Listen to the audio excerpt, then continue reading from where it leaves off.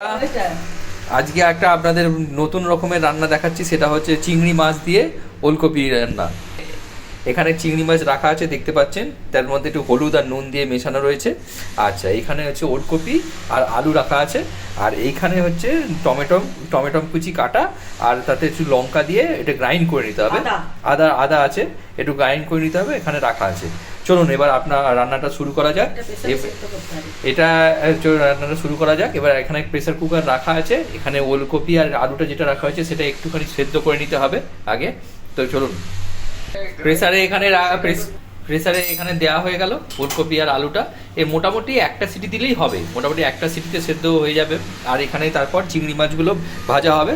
তো মোটামুটি আপনাকে দেখানো হচ্ছে একটু একটু করে।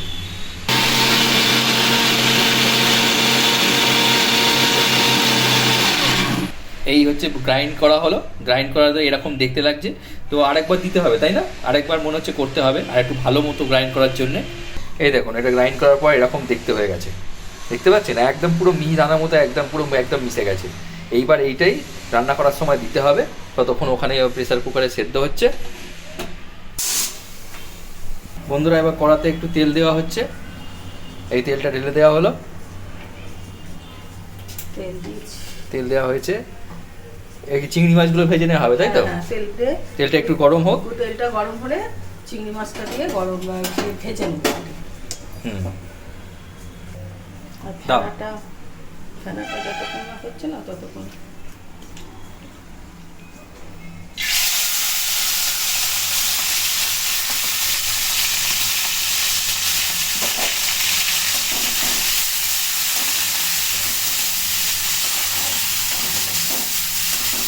চিংড়ি মাছগুলো দিয়ে দেওয়া হলো, এবার ভেজে নেওয়া হচ্ছে।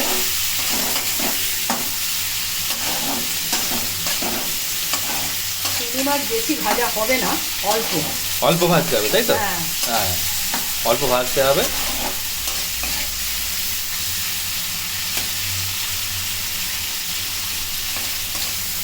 ভেজে কি তুলে নেওয়া হবে? হ্যাঁ, আচ্ছা, ভেজে তুলে নিতে হবে।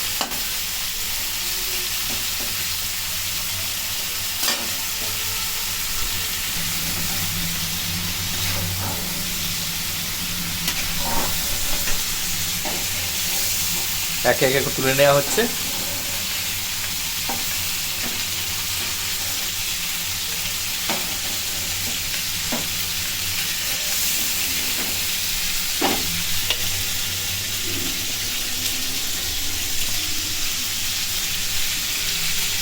না, ওই তেলেই তেজপাতা, শুকনো লঙ্কা, দারচিনি, এলাচ, দারচিনি সহ জিরে দিয়ে দেওয়া হলো।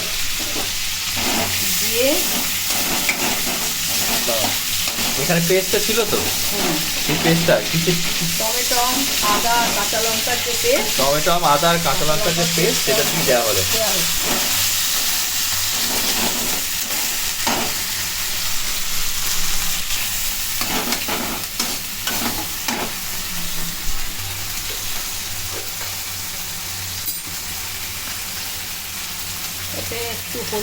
এতে একটু হলুদ দিয়ে দেওয়া হলো।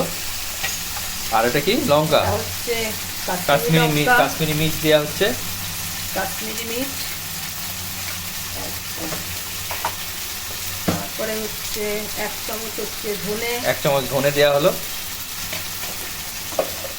1 চামচ হচ্ছে জিরে, 1 চামচ জিরে,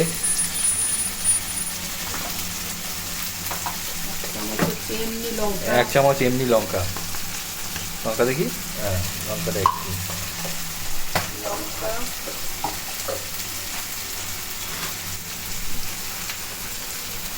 1 চামচ মিষ্টি, 1 চামচ মিষ্টি দিয়ে দেওয়া হলো।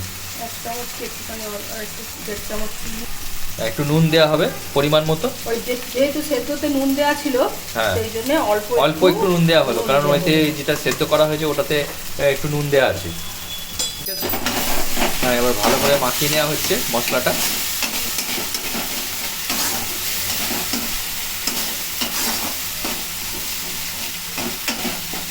ভালো করে মশলাটা মাখিয়ে নেওয়া হলে এবার সেদ্ধ করা যেটা আছে সেটা ঢেলে দেওয়া হবে, তাই তো?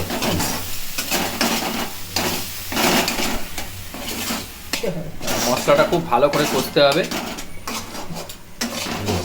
বাহ, খুব সুন্দর গন্ধ এসছে। দারুণ সুন্দর একটা গন্ধ বেরিয়েছে বন্ধুরা। এইবার এটা খোলা হচ্ছে।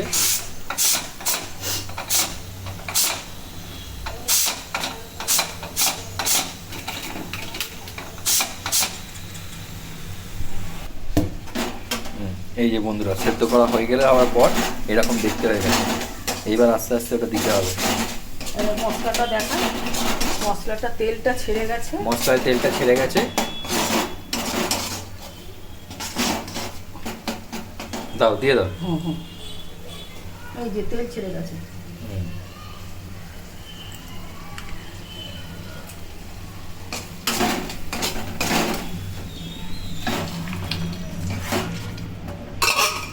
দিয়ে দেওয়া হলো ফুলকপি আর আলুটা যেটা সেদ্ধ করা হয়েছিল সেটা দিয়ে দেওয়া হলো।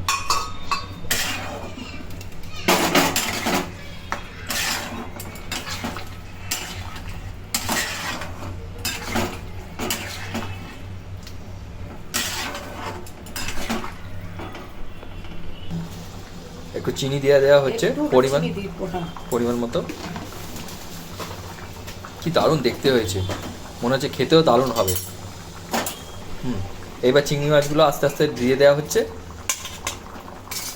যে কোনো খাবারই চিংড়ি মাছ করলে তার স্বাদ আর অনেক বেড়ে যায়। এইটা তো দিয়ে দেওয়া হলো সেই রকমভাবে। এই চিংড়ি মাছগুলো দিয়ে দেওয়া হয়েছে। বন্ধুরা আপনারা অবশ্যই ট্রাই করবেন, আর ভালো লাগলে একটা লাইক আর সাবস্ক্রাইব করে দেবেন। এই হচ্ছে একটু গরম মশলা দিয়ে দেওয়া হচ্ছে তার টেস্টটাকে বাড়ানোর জন্যে। ওহ, দারুণ দারুণ দারুণ। বন্ধুরা আমাদের প্রায় ওলকপি রান্না হয়ে গেছে। নামানোর পর কেমন দেখতে হবে সেটা একটা পিকচার আপনাকে ব্যাপারে দেখিয়ে দেওয়া হবে। মোটামুটি এখানে আমরা ভিডিও সমাপ্ত করলাম।